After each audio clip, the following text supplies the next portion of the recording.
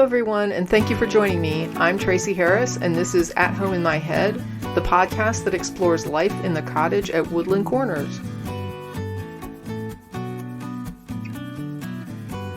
So hey, tonight I have Phil Session and Jen Peeples with me again, as promised, doing the post-election summary. So this is going to be our discussion about things that have happened since the election.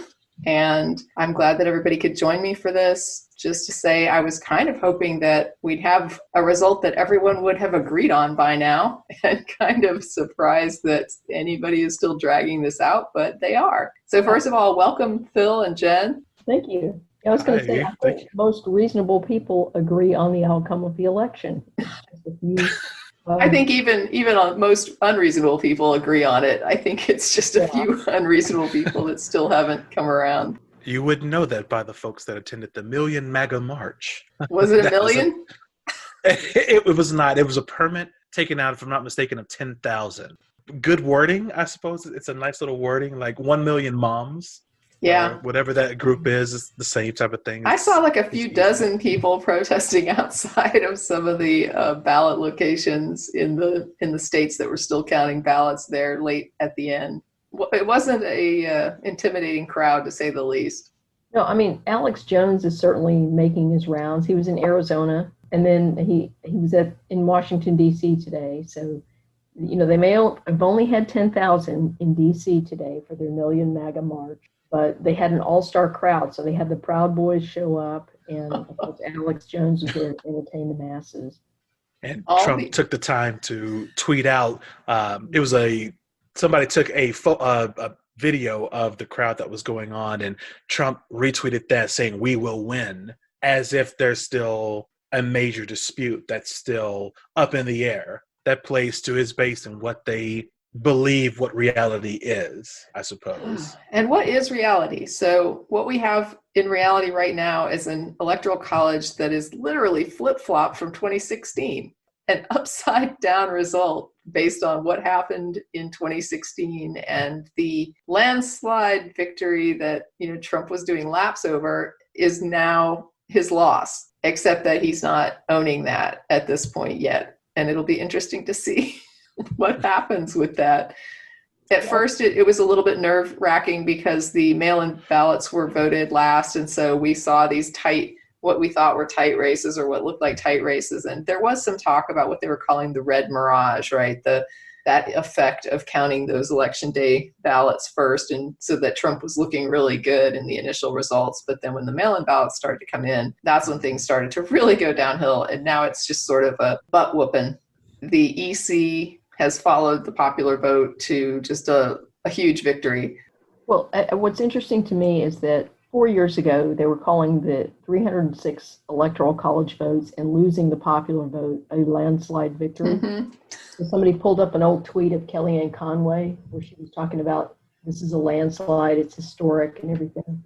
So people are trolling her now saying, hey, it's even better when you win the popular vote. It is. Well, and while that is a funny kind of trolling thing to say, how disturbing was it in 2016 when we saw millions of more people voting for a candidate who then lost the election? That was a travesty. There was a candidate that was calling it the tyranny of the majority, or right. You avoid the tyranny of the majority with the electoral college. It's like, no, it's the tyranny right there. It's the tyranny of the people in power. It's about subjugating the people in a situation where there's no real reason to do so. There's no reason here that the people should not be able to vote this candidate in, or shouldn't have been able to vote in a candidate in 2016. There wasn't some problem there. Jen, you want to talk a little bit about the history of the EC and some things that you had been listening to or subscribing to inform yourself a little bit, and some items that you wanted to discuss. So essentially, I mean, the Electoral College, people have been sold a bill of goods about what the purpose of the Electoral College is. And it's this idea that it somehow protects minorities from the tyranny of the majority. And I was reading an article recently, and unfortunately I cannot remember where or what the title of the article was, but it made a very good point about what the framers had in mind when they were talking about the tyranny of the majority. They didn't have the same concept of minority that we do. In their world, the minority were the landed gentry. So they were the rich people. The majority that they wanted to protect everybody from were the unwashed masses, uneducated people who might fall for some populist candidate. Basically, tax the rich people. I mean, what they wanted basically, they were elites, and they wanted to make sure that the elites retained power. They felt that they were specifically suited to rule or to serve, or whatever you want to call it, but they wanted that power, and they wanted to set up a system where wealthy white men basically retain that power. Right. And so, it was a relic of slavery, and it kept wealthy landowners in particular in power at the expense of everybody else. So if you had money, you could retain power, and the Electoral College was a way of doing that and making sure that your guy got into the White House, and that some populist candidate who might tax rich people to pay for, oh my gosh, free education for poor people, that wouldn't happen. Or that they might say, hey, yes, Black people actually do have the same right to education and liberty and everything as everybody else, Or that the vote of a person of color should matter as much as the vote of a white person. Today, we have an electoral college that does that, right? It basically says if you're Black, your vote is not going to matter as much as if you're white, because the states that are predominantly white and landed are going to count more. Yeah. So, it was a 3/5 rule because, the people, the slave owning states didn't have a large voting population. And so the way they pumped up their voting population numbers is that they said, oh, I have all these enslaved people. Let's count each one of them as 3/5 of a person. And that boosted the population numbers and gave them outsized political power. And so now what we have is an electoral college system that gives outsized political power to specific states, primarily in the Midwest, whose interests may not align with really anyone. And those are the states that get most of the attention in presidential elections, to the detriment of everyone else. If you had a system where, the popular vote elected the president, then you'd have campaign stops in Texas and in California and a lot more in Arizona. And not because they're swing states, but because there's a large population that might align with your party's platform, and you'd want those votes. And I think you'd have a lot more engaged voting population if you had that, versus now, I've seen a lot of progressive people saying, well, it doesn't matter which way I vote because I live in a blue state, so I don't care. Or people in Oklahoma who say, it doesn't matter which way I vote because I live in a deep red state. Right now, the Electoral College is one of those ways that we disenfranchise a lot of people because we make sure their vote doesn't count. I saw a really great image posted with a message on it. It said, Stacey Abrams has shown us that there aren't red states. There are just states with a lot of voter suppression. Yes, exactly. And Texas is one of those. And that's one of the points that a lot of people have been making. This state is like the hardest state to vote in. You look at the voter turnout that we just had in the election. We didn't end up going all the way for Biden in this election, and we didn't elect MJ Hagar over Cornyn, but we got a lot closer in the presidential election. It's been trending. The Republican majority, Republican win percentage in Texas has been trending down significantly for the last 3 cycles. I think it's just a matter of time. I think that if we just did away with the Electoral College at some point in the next few years, that you would see a lot more voter turnout, especially a lot more progressive turnout in Texas, because people wouldn't feel like their vote didn't count. Right, and it's always been interesting to me that we employed that Electoral College only for the executive branch, only for president and vice president. We're not using that method for any other type of deal. And so it's like everyone else is a popular vote. So like even talking about the Hagar and Cornyn, it was like, it depends on how many votes they get, individual votes that they're able to amass. And that's what you've got. And as you said, like that vote, it was close. Even in the 2018 cycle between Beto O'Rourke and Ted Cruz, even that was much closer than they thought, forcing the Republicans to have to campaign in Texas, which was unexpected thing for them to do, to actually hold rallies in Texas. Trump came to Texas. Right. It was the whole 9 yards, because they were realizing that, oh, goodness, if they don't do more to turn out their base, they actually might lose in Texas. As time moves on, that would be wonderful. But yeah, on the national scale, this electoral college, like the fact that the engagement, as Jen was just referring to, I mean, it's a serious issue. And when people don't turn out for the top of that ticket, then that has ramifications for those that are not at the top of the ticket, that are just saying, oh, well, it's a blue state or it's a red state, therefore I'm not going to spend the time to go out to vote. Because some people have to put out a lot of work and effort to go vote, depending on where they are, what their resources are, if they have access to transportation, can they take off of work, etc. Like, do they have kids? Do they have somebody to watch the kids? There's roadblocks that can get in front of people. And so it's not just convincing somebody to vote for you, it's convincing someone to vote for you and get through the artificial barriers that may be put into place, like Governor Abbott saying that, oh, well, only one location per county to drop off, your mail-in ballot, if you want to drop it off in person so that it's counted and you don't have to clog up the postal service system, only one place per county. And when you're living in some West Texas counties where you don't have a huge population, that may be okay. But then you have your Dallas, your Tarrant, your Houston, and massive, massive millions of folks in this particular county of all different shapes and sizes as far as their economic ability to be able to move around, how much they can leverage from their personal lives to go do this and actually make sure that their vote is counted, at the very least for the local elections, even if the state stays red. But it was a swarm of people who fought against that and came out to vote anyway. And we had this record turnout all over in places in Texas. But with time, Texas might move, but getting rid of the Electoral College, just say one person, one vote for every position. Every position that's on the ballot, we're going to count one person, one vote. And if you get the most votes, if you convince the most amount of people to vote for you, you've got it. You lead the country because you literally got more votes, not, oh, well, we're going to use this system and we're going to assign these electors over here. And even though you lost by millions, we're still going to give you the presidency because of this old system that's there. You didn't get voted in by the majority of the people. It was the system that put you over the edge. And an old racist system, right? Yeah. I mean, let's just be honest. Yeah, exactly. Racist, sexist system.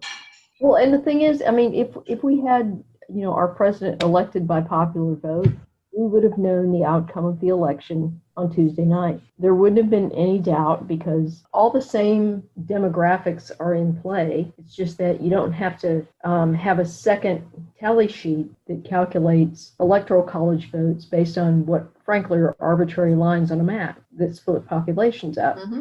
So we would have known. We wouldn't have had, weeks of uncertainty. And even now, there's this refusal to start an orderly transition. And that moves into the next topic, actually, which is, how about that transition, right? Yeah. That isn't happening. And so right now, we have an administration that could be coming in and starting their COVID response. And I do appreciate the fact that they're starting as they can. So basically they're not looking at it as a complete blocker, right? On the Biden side, they're basically saying we can still put a group together, we can still gather information, we can still start working on a plan and meeting with people. They're already talking to governors, they're reaching out, they're making the inroads, and they're doing everything that they can do without the transition. And I very much respect the fact that instead of railing against Trump and making it about Trump, they're basically saying we're knuckling down, we're going to start the work. This is about helping people, saving people during a pandemic, and the president's going to do what he's going to do. He has a legal right to do this. We can't stop him. So we're going to do what we can do in the meantime to try and get prepared to start protecting people the moment we enter office. It's such a contrast from, I think, all of the conservative voices that were saying, oh, just wait till after the election and COVID's just going to melt away. You're not going to hear about it again. And literally, it was like one of the first things that Biden started doing was putting together his coalition, putting together people, choosing for his cabinet. And I do love the fact that he's choosing very diverse people for the cabinet. So I'm glad that there's going to be a lot of diversity around him, because I do agree that he's kind of an old white guy and he has a lot to learn that he probably won't. But the good thing about him is that he is not stopping diversity from entering into power. I'm putting it that way on purpose because I don't really see it as, it's not up to white people to give or grant or bequeath other people with power, or men to bequeath power to women. It's not a gift, it's a right, and it's an expectation, and everyone deserves representation.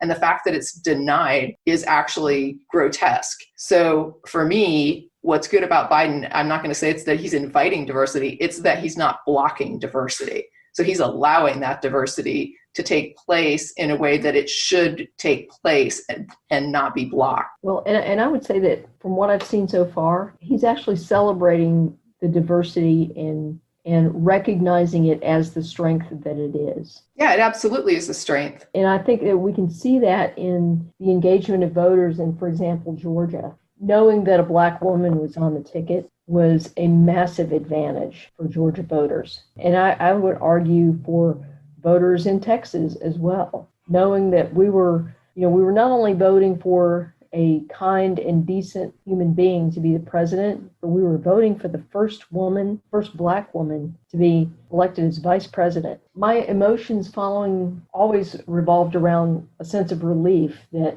we're going to end this nightmare. But every once in a while I stop and it just washes over me. It's like, we just elected a Black woman as our vice president.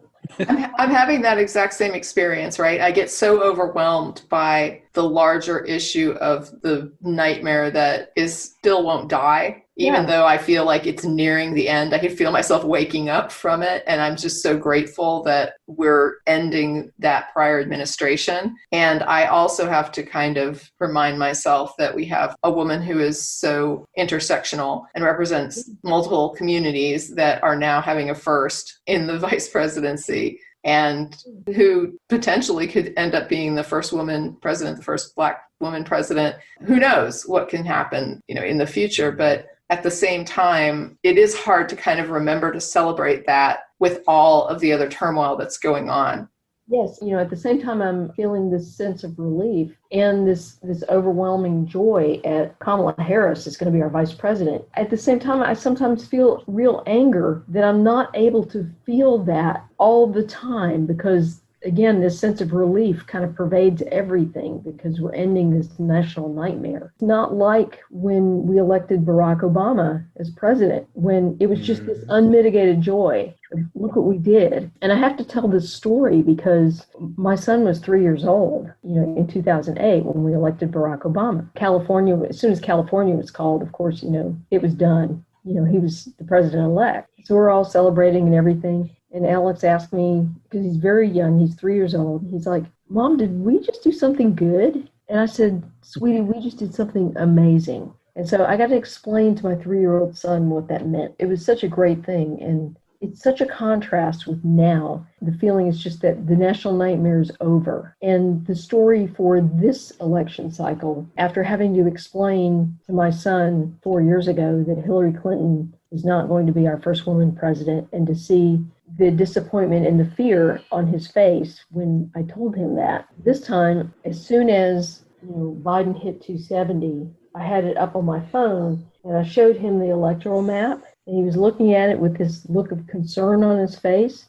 And I said, no, sweetie, don't pay any attention to the amount of red and blue because we don't vote by geography. I said, look at the electoral count. And he looked at the electoral count and he got a big grin on his face. And it was this like, oh yeah, we did this. So this is it. But it's the relief. It's not the joy that we felt in 2008. I would like to interject that when I did see Kamala Harris step up to give her speech, my initial reaction was I saw the white suit. And Yeah. I was just like, oh my gosh, she's doing just what Hillary did. She's got the white suit. Yeah. It's the hat tip to the suffragettes and the women's vote. And then the next thing I thought was, I'm so ashamed that the suffragettes didn't acknowledge Black women as also being included in Yeah. that push for equality.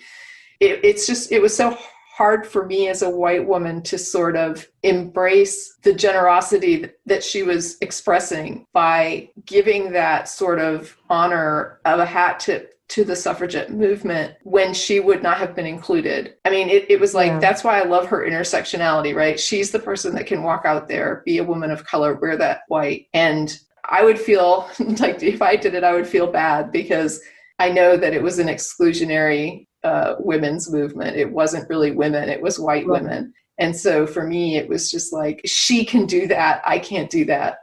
She can do it because of her intersectionality. I appreciate that so much about her, but I do want folks to keep in mind that that women's vote was not really for women. It was for white women. Like once it actually came down the pike, it was the same feeling for me where it was relief. Like that was all that I could feel, which I hated after the fact. And I did watch like when Kamala and Biden, they took the stage and did their big speech, and it was everything was cool and awesome.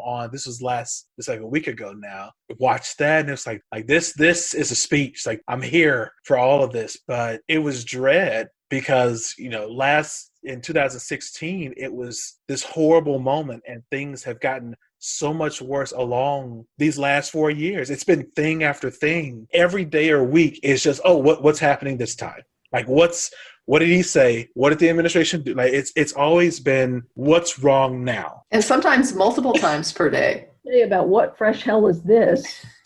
That's been the real deal for the last 4 years. Fresh every week, something new, and it's just like, where is the bottom of this pit? At some point we have to hit that bottom, and yet it just kind of kept moving on, and we just kept getting deeper as time went on. And so once he finally hit it, and I had to look it up on Associated Press, and I pulled up the Google, and he could see everything that has happened. And once I did, it was just like, thank God. He's not going to go quietly into the night. I knew that for sure, but my goodness, it's going to be a huge change from day to day, not having to worry about what ridiculous thing did he tweet, did he say, did he insult at one of his news briefings or whatever else. Like what did he do on the world stage that embarrassed the rest of us this time around? I mean, I'm sure Biden is going to have, everybody has their moments, whatever that moment is. Obama's tan suit.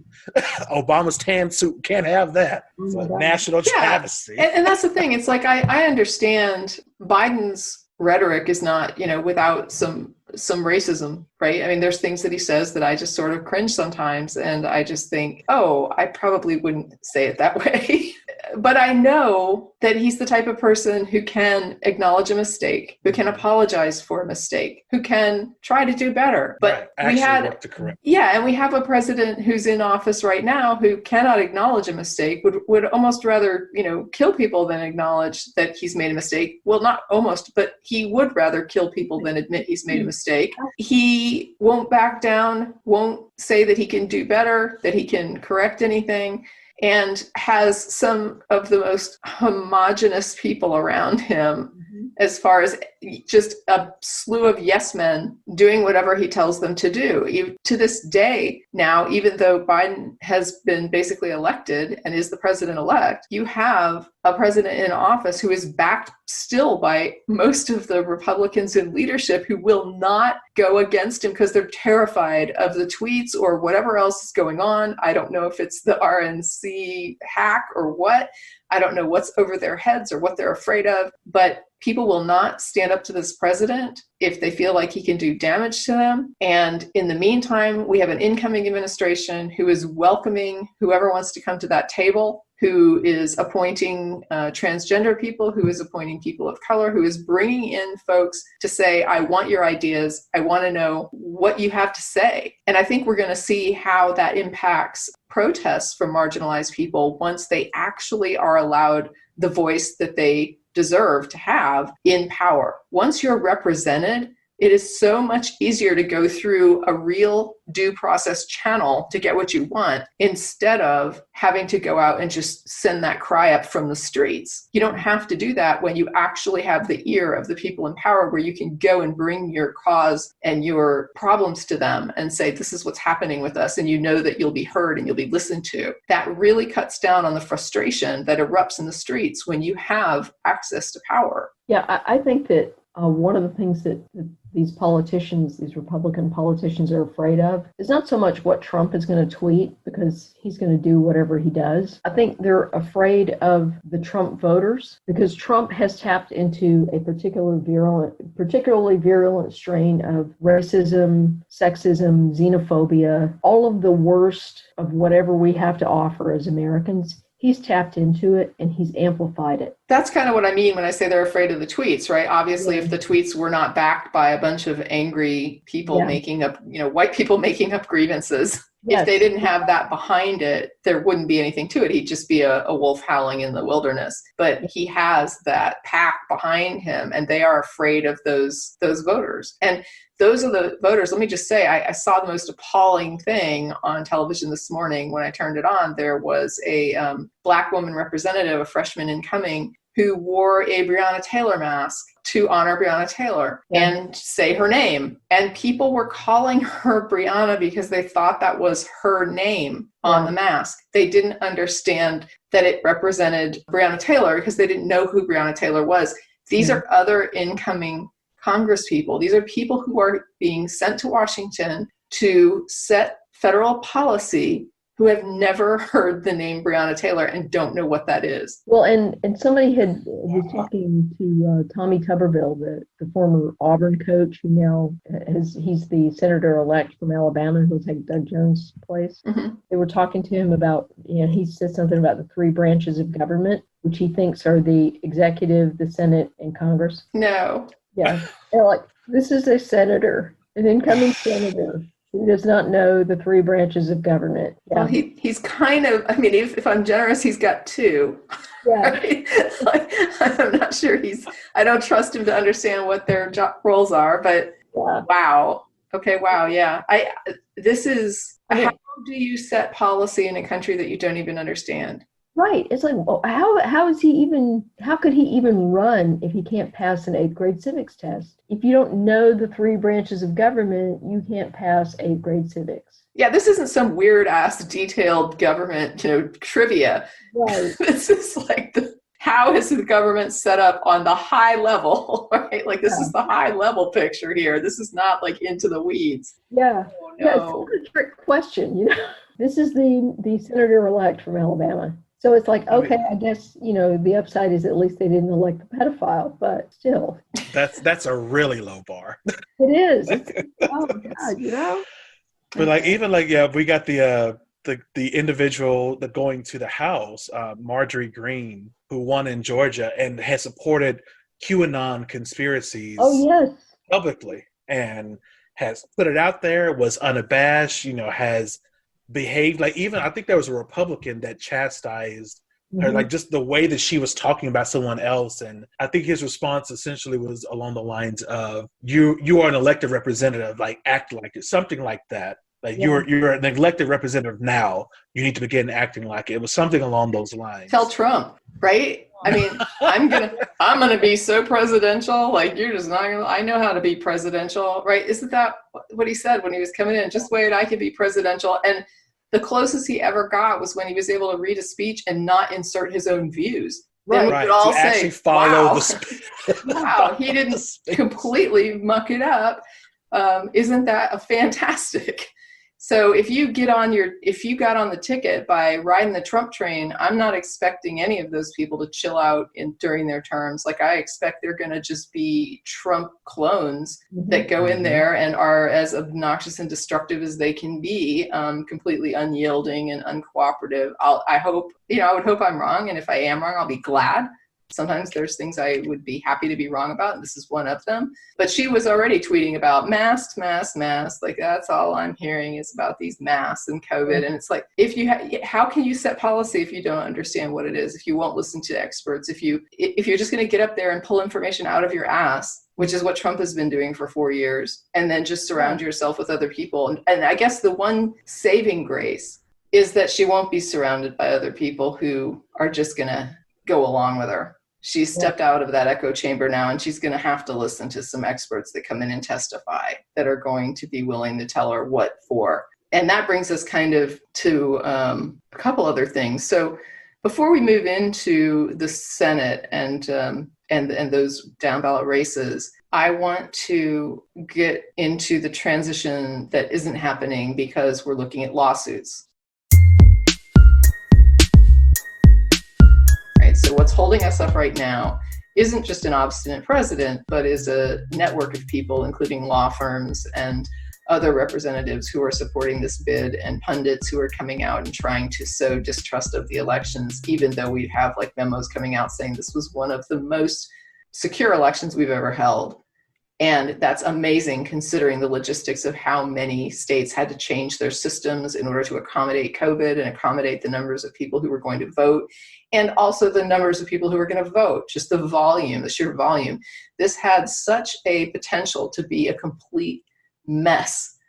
And it turned out to actually be mostly peaceful, mostly mundane, mostly just people going in, voting. And, you know, there were some long lines in some areas, but there was none of the unrest and violence that a lot of people were fearing might take place. There were a few arrests made and some people who tried to stir up trouble, but perfectly well-run elections with results that are reliable, and yet we have a president and a whole infrastructure behind him that's trying to undermine that on the way out the door. That being said, Phil, you had some information on some MAGA committee emails that you had received.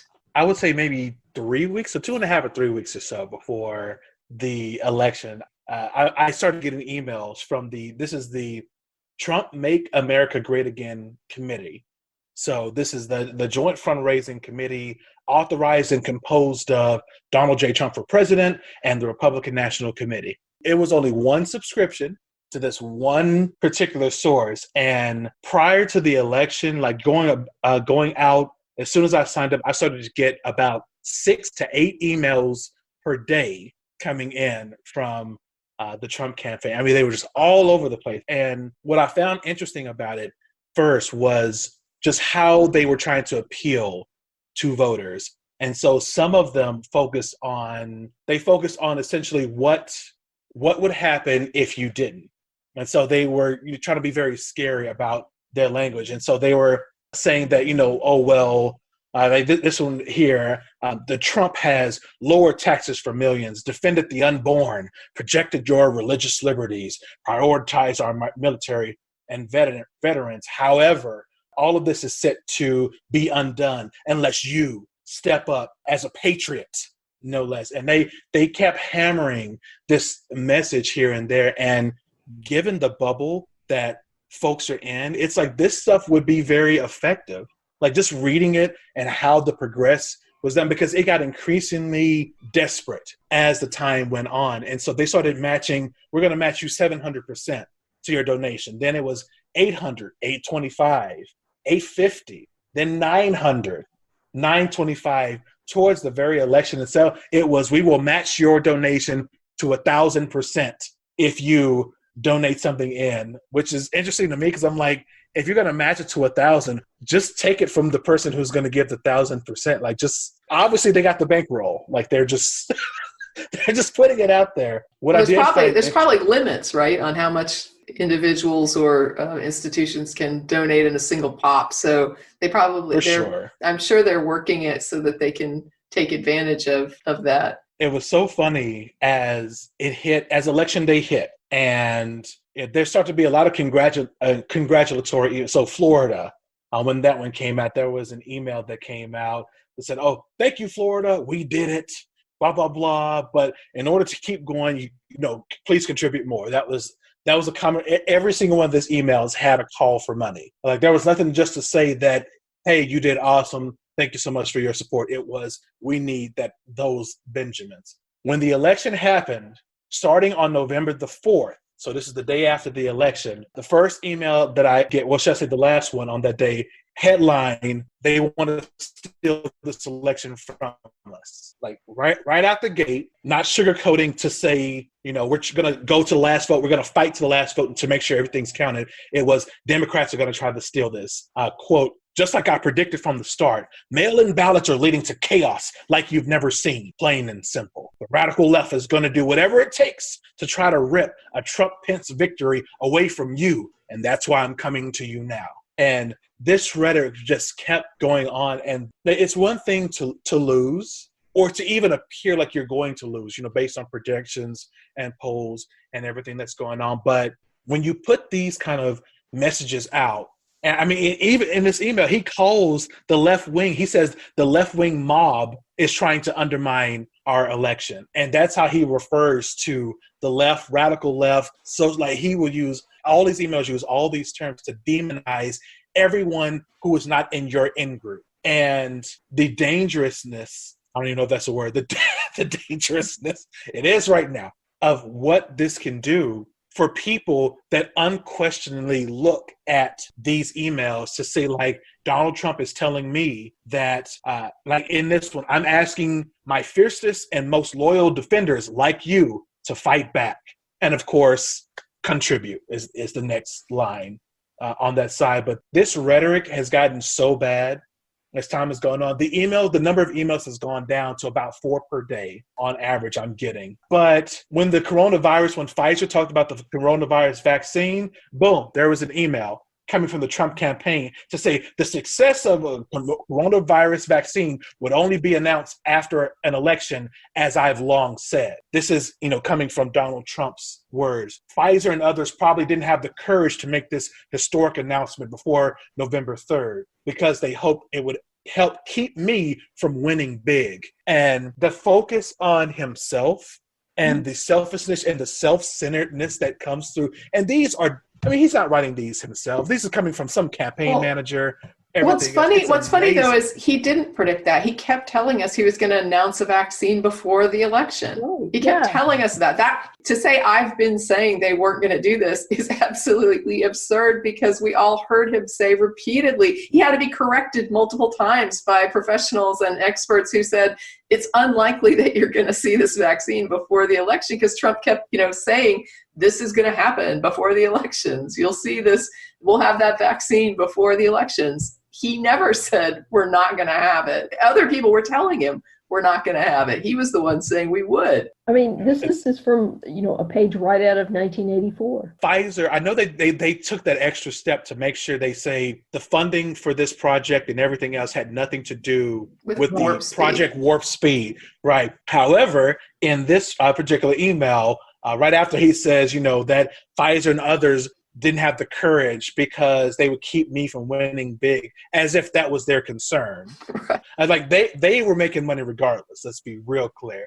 But the next thing he says is, truth is, if Joe Biden were president, you wouldn't have a vaccine for another 4 years, nor would the U.S. Food and Drug Administration have approved it so quickly. The bureaucracy would have destroyed millions of lives. And that's the part I was kind of floored by, because I'm like, the inaction, the downplaying, the mocking of people who wear masks early on in the pandemic, all of these actions that you did, discouraging people from wearing it, even when you had a mask on, saying while you're at the podium talking to potentially millions of Americans or listening, or at the very least it was going to be rebroadcast on Fox News or wherever else, saying you can wear a mask, I'm probably not going to. And that's the message you're projecting to your folks. I was telling my friend here recently, I ordered a to-go order months ago. This was back in June or so, when restaurants could start opening again. And I went to this restaurant to just pick up a to-go order, in and out, had my mask on, no problem. I walked in and holy, I shit you not, you would have never thought a pandemic was going on at all. Every booth was filled up. The entire bar was full. And I'm sitting there looking like, what the fuck is happening in here? I paid for it and I waited outside until I got a call that my food is ready. I picked it up and I headed straight home. And people looked at me. There was this elder gentleman that was sitting at a booth with like 5 other people, no mask on, of course, because people are eating or whatnot, and looking at me because I have on this big KN95 mask, and I'm not taking it off. I'm just, it was, and he looked at me, stared at me for like 30 seconds or so, and I stared back because, I'm that mofo. I have no problem with that. Wow. But he was looking at me as if I was doing something wrong or something by wearing a mask into this establishment when no one but the wait staff and the bartenders and the cooks were wearing masks. No one else had on masks. And I'm just like, I cannot believe that this is happening right now. I'm out of here. I'm never, even for a to-go order, I'm not coming back. But those folks that would be so comfortable in that environment, if Trump was pumping out this information left and right, time and time again, each time he got on the freaking mic trying to downplay everything, how many lives were affected by his actions. And I don't even think he can comprehend that his actions may have caused the suffering of other people, not even just death, but permanent injury to your lungs. Right. If it hits your lungs and stays there, even if you get better, you could have permanent disability in your lungs as far as their usage percentage is concerned, for example. It's so much that's there. And to read that in this freaking email, this came out 2 days ago. This was November 12th at 5:22 p.m. This email went out, looking for more money, of course, and they'll match you 1,000%. Don't worry. Yeah. But it was just like, you are so full of it, and people would believe this. Like those folks at the march today would take this like it was nothing, and they would regurgitate it online as if it's the gospel truth just because he said it, which is one of the dangerous legacies that are going to come from this presidency, is his training of people to rely on him for information and no one else. And I think this morning, you just reminded me that I believe this morning I heard that something like 130 Secret Service agents are either sick with COVID or in quarantine because they've been exposed, because Trump has just been dragging them around to these rallies. And it's absolutely unbelievable. When he got out of Walter Reed, he took his mask off on television and walked right into the house. Stood there with a mask on, made a point to take it off, turn around and walk into the house. I mean, how much more defiant can you get?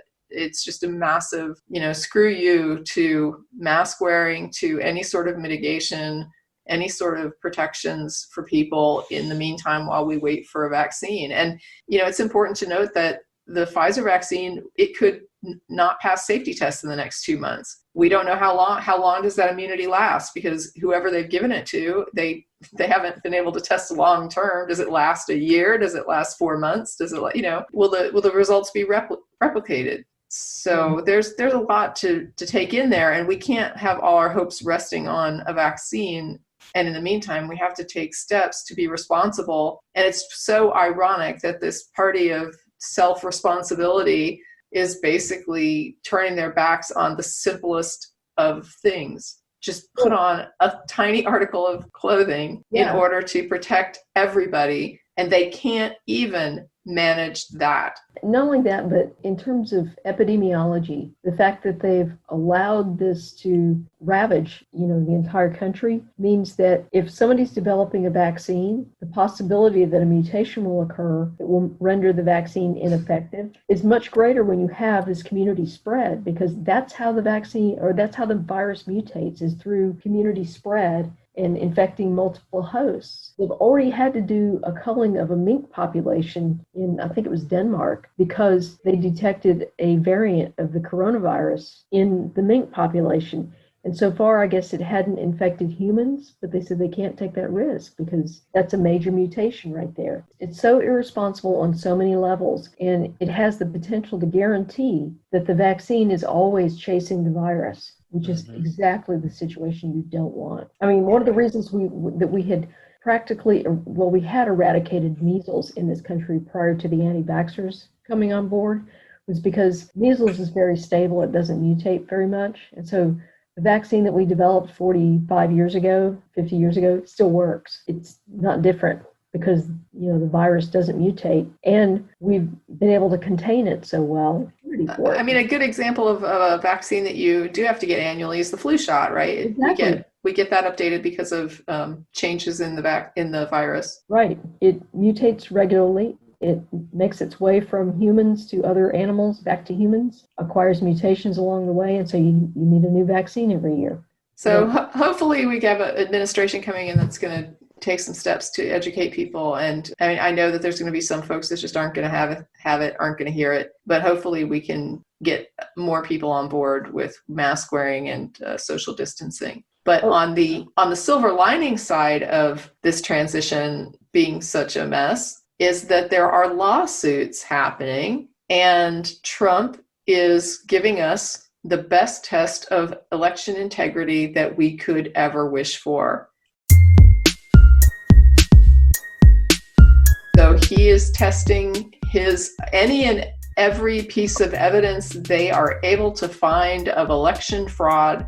They are now able to bring into the courts using high-powered law firms who are going to be heard in conservative states with conservative judiciaries who are going to rule on these cases about whether or not we're seeing massive voter fraud in an era where we had mass mail-in voting, the biggest number of people ever voted. This is the best test of, was there mass fraud? And so far what we've been seeing is Trump tweeting claims of mass fraud and his lawyers going into court with nothing. There is nothing. And the suits are being lost, they're being pulled, they're being backed out of. And they just lost one of the law firms who was pulling out. And it was interesting because the headline over at Fox was implying that the way they wrote it was something like they're pulling out while there's threats happening. Now, I have no doubt that law firm is probably getting threats, because in this hostile era of what's going on with our politics right now, I really don't think that you could speak up one way or other without getting some threats. You're going to get threats because that's what's happening at this point. But this is a law firm who has done a lot of controversial cases. This is not their first rodeo. They've taken on clients who were not pretty, and they're doing it again now. They knew what they were walking into. We've had 4 years of Trump. They understand the environment. They understood what would happen, and they decided to go about this and help him file these suits. A lawyer or a firm can be sanctioned for frivolous lawsuits. And it's my view that they're probably more concerned with their firm or with their lawyers being hit with filing too many frivolous lawsuits than they are scared of some trolls online. I agree. I think that, and there's the embarrassment factor of having to go in and present these ridiculous arguments. And in one case, the judge was asking, so are you asserting these, it was several hundred ballots, are you asserting that these ballots are fraudulent? And they had to admit, no, that's not what we're saying. And then the next question was, are you claiming that some ruling on these several hundred ballots will change the outcome of the election in that state? Oh, no, Your Honor, that's not what we're saying. And so basically it was like there was no point. Right. They weren't claiming that the ballots were fraudulent or that a ruling either way would change the outcome of the election. That, to me, is the definition of a frivolous lawsuit. Well, the other thing that's interesting is they're accepting the Senate results on the same ballots that they're saying are fraudulent. So they're rejecting the presidential race, but accepting the Senate race results on the same ballots. Right. And somebody pointed out that, if Democrats were these master fraudsters who were stealing the presidential election, why wouldn't we also steal the Senate? That's what someone posted and said the master plan was to manipulate the ballots and then reelect Mitch McConnell. Yeah. Right. But this is the thing I love here is that from this day forward, when I hear a conservative screaming about election fraud, I am going to tell them STFU, because you had weeks and weeks where the courts were absolutely open to you. Friendly, conservative state judiciaries were open, and Trump was bringing in the best lawyers he could hire to present the evidence that he had, and they found nothing substantial. Yeah, like over it. We need to put this to bed. We need to put the voter fraud thing to bed. It's about voter suppression. That's what these rules are for. Yeah. They are not in place to, protect the election integrity. They are in place to suppress the votes. And Trump, unwittingly, through these lawsuits, is proving that. And not only that, but it's Republican secretaries of state who are certifying the election results and saying, yeah, there's like no fraud here. We did a good, fair election. It's good. Yeah. After Georgia does that 5 million vote hand count, they can shut the fuck up. I mean, I don't know what else to say. I don't want to hear it anymore. Now, I'm sure they're still going to bring it up, but my response is going to be talk to the hand. Go tell it to Trump because he couldn't find it. He was your biggest champion. That was your biggest battle, and you failed to show up. You couldn't find the evidence. You had nothing. It was nothing. And you don't get to keep shouting voter fraud. I mean, I can't stop you from shouting it, but nobody needs to listen to you from this day forward. Yeah. Out in Pennsylvania, there was a lawsuit on the case of observers, allowing observers from both sides to observe the counting of the votes. And so there was a minor victory, like where a judge ruled that election observers from the Trump campaign could stand a little bit closer. So they were 10 feet because of COVID, but now they would be 6 feet.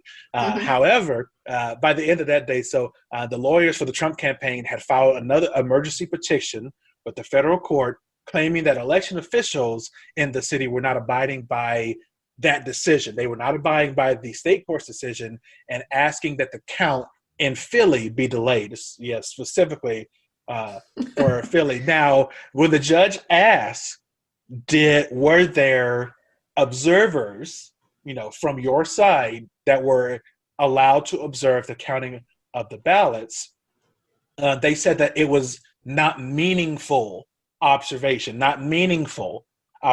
So the judge asked again, and Trump's lawyers said that there was a non-zero number of observers from your side. There was non-zero number of our observers in, essentially saying that, yes, we did have some observers there. So this was Judge Paul S. Diamond then chimed back to say, then what's the problem? And that said, like when I read that, I loved it just in general, just an exchange like that. But I cannot imagine how mortifying it must be for some of these attorneys. I mean, they're taking on these cases, so they know what they're getting into. So there's only so much my sympathies can go towards them. But it's like to go in front of a judge and just to kind of be chided in that way, to say, what's the problem then? Like, did you have observers? Yes, you had to admit it because, of course, you could be sanctioned if you lied in court in that way. So they couldn't, I mean, to say there's a non-zero number, who says that in the first place? It's a non-zero number there. Like when you're manipulating language like that, it's just an attempt to be dishonest, right? So it's one amazing. It's one thing to frame your argument in a way that's useful to you. It's another thing to just simply be trying to be as dishonest as you can be without breaking the law. And the response from that judge that you're describing, it's basically the judge's way of saying, why are you wasting the court's time with this? Yeah, exactly. Right.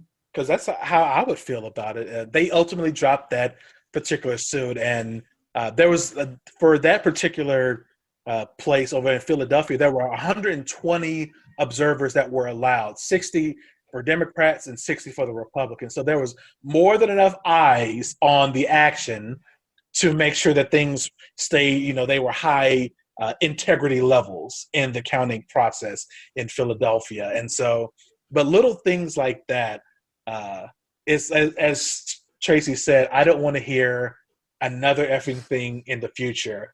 If like this is the best you've got, like this is, you're filing all the cases, you're being heard, judges, they're pulling you into the courtroom, they're hearing your emergency petitions, everything else, and then when the rubber meets the road, we had a non-zero number of observers from our team. That's what you've got. Like, no.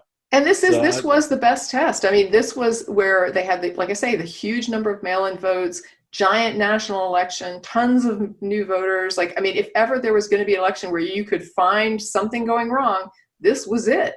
This was the best test, and they're failing. Yeah. Well, and if I recall, in Pennsylvania, weren't they live streaming the vote counts? I'm not sure. I'm not sure. I saw some of the folks get up and give like what do you call it, updates and summaries every now and then. The states were super transparent as far as getting up. And I even saw one state get up, they had a guy get up and he was talking about, hey, I made a mistake when I announced this other thing, yesterday. And so let me correct that and explain what happened and what it was that we misunderstood. And we've got it fixed. And this is what the result was and what it changed. I mean, they were super, super transparent. And I think the states knew that they were going to be under a lot of scrutiny. So they've been super careful. And I'm very glad that they took the steps that they took and that they have really taken care to make sure that these elections had integrity. Yeah. So they did do a live stream. This was in Philadelphia as votes were being tallied. This is techcrunch.com that I'm looking at this from. Courtesy of the Philadelphia City Commissioners, they had a live stream. It's literally still streaming live right now, even though there's nobody there. That's funny. That's amazing. There's one person walking around, some person in the suit and tie just chilling out in the background. That's so random. But yeah, it's literally still live right now. That's the thing. People are saying, "Oh, well, they did the count behind closed doors and all this stuff." And it's like, no, you literally could log in and watch. It was live. Apparently so. Yeah. How about that? No state wanted to be the state with problems. Right. Exactly.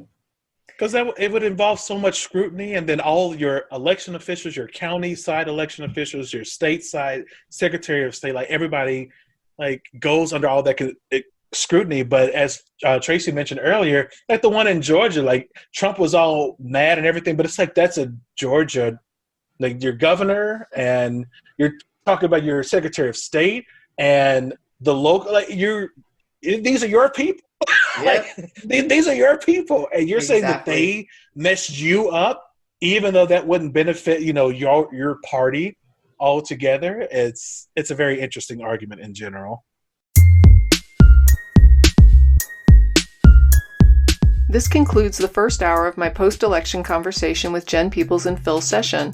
Join me next time for part 2, which I hope will still be timely in this fast-paced political environment of the post-2020 election world.